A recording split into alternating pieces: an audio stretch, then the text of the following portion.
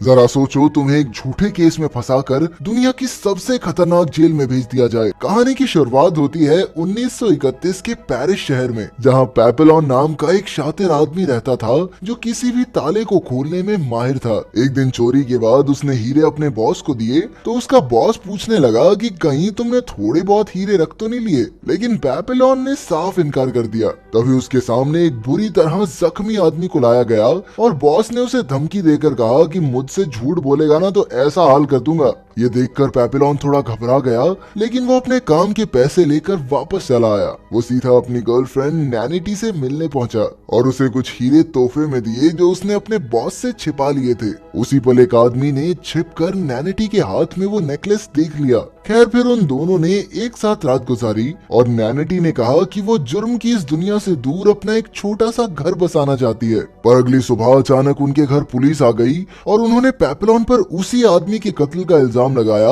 जिसे उसके बॉस ने पीटा था। पेपिलॉन ने उन्हें समझाने की कोशिश की कि वो बेगुनाह है, लेकिन पुलिस वाले उसे जबरदस्ती गिरफ्तार करके ले गए। पेपिलॉन समझ गया था कि ये पुलिस वाले उसकी कोई बात नहीं सुनेंगे, इसीलिए उसे इस जेल से भागना ही होगा। इसके बाद पेपिलॉन ने जुलॉट नाम के एक कैदी से दोस्ती की। जुलॉट ने उसे बताया कि यहाँ से भागने के लिए बहुत सारे पैसों की जरूरत है। फिर उसने डेगा नाम के कैदी की तरफ इशारा करके कहा कि ये तुम्हारी मदद कर सकता है। असल में डेगा के पास बहुत पैसा था, लेकिन फिर एक दिन वो नकली नोट बनाता पकड़ा गया। खैर, फिर सभी कैदियों को कश्ती के जरिए पीनल कॉलोनी नाम की एक जेल में भेज दिया गया। जब रात हुई तो पेपिलॉन ने डेगा से कहा कि मैं पैसों के बदले में जेल में तुम्हारी सुरक्षा कर सकता हूँ, लेकिन डेगा ने उसका ऑफर ठुकरा दिया। उस रात सोते समय डेगा ने देखा कि किसी ने उसके साथ सो रहे कैदी का बेरहमी से कत्ल कर दिया, क्योंकि उसने अपने पेट में पैसे छिपा रखे थे। ये देखकर डेगा बुरी तरह डर गया और अगली सुबह उसने पेपिलॉन की शर्त मान ली।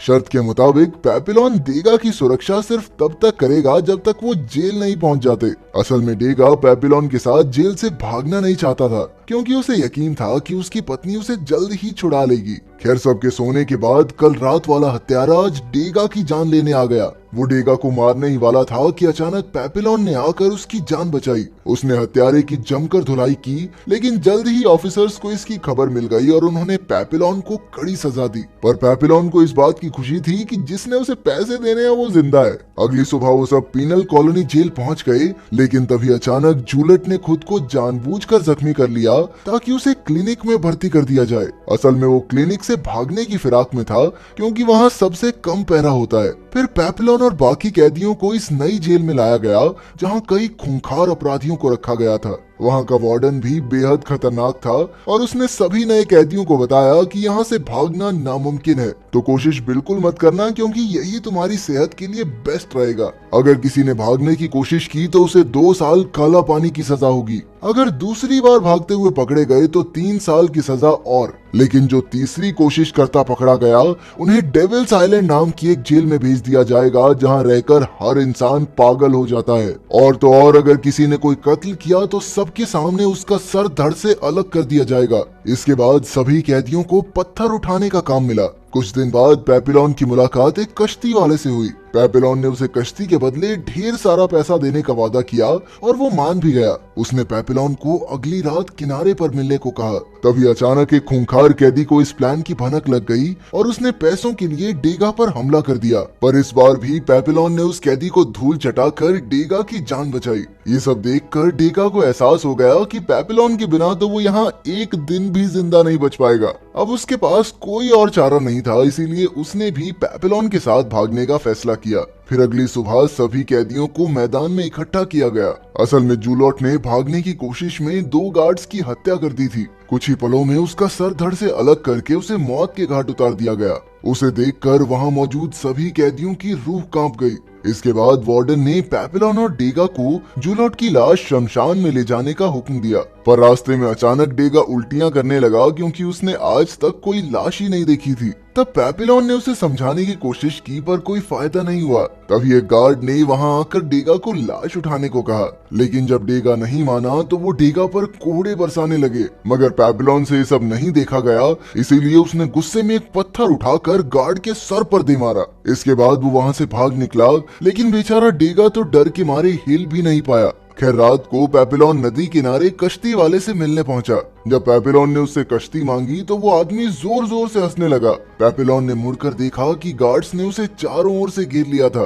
तब ये खुलासा होता है कि ये बोट वाला आदमी ही वार्डन को भागने वालों की खबर देता था और इसके बदले में उसे काफी सारे पैसे भी मिलते थे। जल्द ही पेपिलॉन को जेल में वापस लाया गया। वहाँ वार्डन ने बताया कि जिस गार्ड को उसने पत्थर से मारा था वो जिंदा बच गया है, इसलिए पेपिलॉन को मौत की सजा तो नहीं होगी, लेकिन भागने के जुर्म में अब उसे दूसरे टापू पर काला पानी की सजा काटनी होगी। जब पेपिलॉन वहाँ पहुँचा तो वहाँ का माहौल देखकर उसकी रूह कांप गई। पिछली जेल में कम से कम कैदी इधर उधर घूमकर एक दूसरे से बातें तो कर सकते थे, लेकिन यहाँ उसे एक छोटे से कमरे में बंद रहना होगा, वो भी बिना कोई आवाज किए। यहाँ तक कि इस जेल में तो खुद से बात करना भी एक गुनाह था। इसके अलावा उसे खाने के नाम पर सिर्फ एक बेकार सा सूप मिलता था। लेकिन एक दिन अचानक खाने में उसे एक नारियल मिला। उसके अंदर एक कागज का टुकड़ा भी था जिस पर लिखा था कि अब से उसे रोज नारियल मिलेंगे। पेपिलॉन समझ गया कि ये जरूर डेगा की तरफ से हैं। इसी तरह कुछ हफ्ते बीत गए, लेकिन जल्द ही वार्डन को इसकी भनक लग गई और उसने गुस्से में उस गार्ड को मार डाला जो पेपिलॉन को खाना देने जाता था। इसके बाद उसने पेपिलॉन से पूछा कि इसके पीछे किसका हाथ है, लेकिन पेपिलॉन ने कोई जवाब नहीं दिया। तब वार्डन ने गुस्से में कहा कि अब से उसे आधा कटोरा सूप ही मिलेगा। इसी तरह एक महीना बीत गया और अब खाने की कमी की वजह से पेपिलॉन सूख कर कांटा हो गया था। एक दिन वार्डन अचानक उसके लिए स्वादिष्ट खाना लेकर आया और उसे नारियल भेजने वाले का नाम पूछा, लेकिन इस बार भी पेपिलॉन ने मुंह नहीं खोला। तब गुस्से में आकर वार्डन ने उसे बाकी की सजा अंधेरे में काटने का हुक्म दिया। अब पेपिलॉन की हालत बद से बदतर हो गई थी। ना उसे ढंग का खाना मिलता, ना किसी से बात कर सकता, और अब अंधेरे की वजह से तो उसे आसपास की चीजें तक दिखाई नहीं दे रही थी। जल्द ही अकेलेपन और भूख की वजह से उसकी दिमागी हालत बिगड़ने लगी। अब वो इतना कमजोर हो गया कि हिल भी नहीं पा रहा था, इसीलिए उसे हॉस्पिटल ले जाना पड़ा। इत्तेफाक से डेगा भी अब उसी जेल में काम करने लगा था। पिछले एक साल में उसने वार्डन का भरोसा भी पूरी तरह जीत लिया था। एक दिन डेगा पेपिलॉन से मिलने आया और तब उसे पता चला कि पेपिलॉन तो बस पागल होने का नाटक कर रहा था। वो जानता था कि इस तरह वो आम जेल में वापस लौट सकता है। इसके बाद वो दोबारा से जेल से भागने का प्लान बनाने लगे, पर इस बार उन्होंने 2 और कैदियों की मदद लेने का फैसला किया। पेपिलॉन ने सिलियर नाम के कैदी को चुना जो काफी हट्टा कट्टा था, और डेगा ने चुना मैचुरेट को जिसे अक्सर सभी परेशान करते थे। अब डेगा ने अपने सारे पैसे सिलियर को दिए जिससे उसने कश्ती खरीदी। फिर अगली रात जब सबको फिल्म दिखाई जा रही थी तभी उन चारों ने भागने का फैसला किया। हालांकि डेगा को काफी डर लग रहा था, लेकिन पेपिलॉन ने उसे समझाया कि यही उनका आखिरी मौका है। इसके बाद डेगा प्लान के मुताबिक फिल्म देख रहे ऑफिसर्स को शराब देने पहुंचा। उसने बड़ी चालाकी से शराब में नशे की गोली मिला दी और फिर मेन दरवाजे की चाबी चुराने के मौके का इंतजार करने लगा। दूसरी ओर पेपिलॉन अपने बाकी साथियों के साथ डेगा के आने का इंतजार कर रहा था, लेकिन अचानक से जोरदार बारिश शुरू हो गई।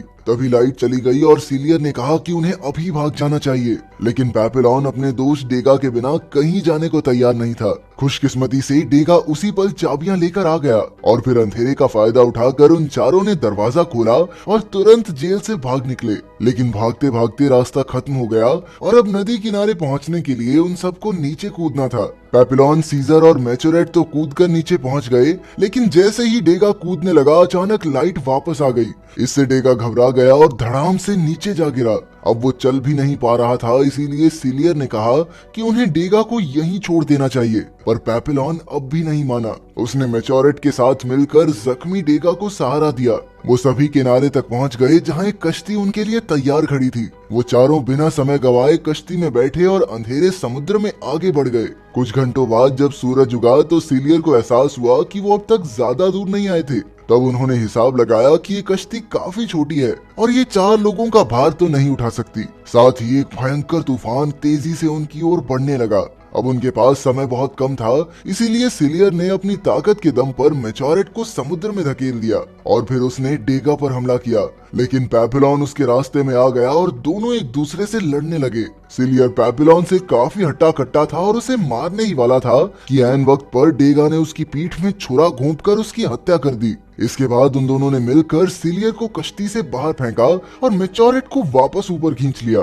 पर कुछ ही पलों में वो तूफान की चपेट में आ गए और चारों तरफ अंधेरा हो गया। जब उनकी आंख खुली तो वो सब एक टापू पर थे। असल में टापू के कुछ लोगों ने उन्हें समुद्र में बहते हुए देखा और उनकी जान बचाई। तभी एक नन ने वहां आकर पेपिलॉन को बताया कि ये टापू कोलंबिया में है। शाम को पेपिलॉन ने डेगा से कहा कि उन्हें जल्द से जल्द यहाँ से निकलना चाहिए, लेकिन डेगा ने कहा कि अगर वो जाना चाहता है तो जा सकता है, क्योंकि अब उनकी डील खत्म हो चुकी है। असल में वो भाग भाग कर थक चुका था। अब वो आराम से अपनी जिंदगी किसी एक जगह पर गुजारना चाहता था।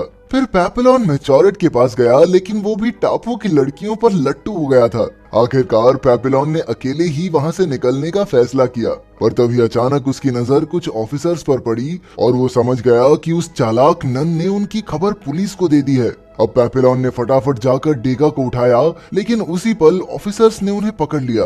तभी उन्होंने मेचोरेट को पकड़कर गोली मार दी और आखिरकार पेपिलॉन और डेगा को गिरफ्तार करके एक बार फिर से जेल भेज दिया गया। इसके 5 साल बाद हम देखते हैं कि पेपिलॉन ने काला पानी की सजा पूरी कर ली थी और अब उसे डेविल्स आइलैंड जेल में भेजा जा रहा था। लेकिन वहां जाकर पेपिलॉन हैरान रह गया, क्योंकि डेगा भी वहीं कैद था। असल में उसने ऑफिसर्स की शराब में नशा मिलाया था, इसीलिए उसे तो पहले ही डेविल्स आइलैंड भेज दिया गया था। एक दूसरे को पूरे 5 साल बाद देखकर वो दोनों काफी खुश हुए। फिर शाम को दोनों समुद्र किनारे बैठे थे कि पेपिलॉन को एक आइडिया आया। उसने डेगा से कहा कि अगर वो एक छोटी सी राफ्ट बनाए तो समुद्र की लहरें खुद ब खुद उन्हें दूसरे छोर तक ले जाएंगी। पर डेगा ने कहा कि भाई देख, तूने जो करना है कर ले, लेकिन मुझे इससे बाहर रख प्लीज। वो पिछले 5 साल से यहाँ शांति से जिंदगी गुजार रहा था, और तो और उसकी पत्नी ने भी किसी और से शादी कर ली थी, इसीलिए अब उसे वापस लौटने में कोई खास इंटरेस्ट भी नहीं था। खैर, उसने फिर भी नारियल से राफ्ट बनाने में पेपिलॉन की मदद की।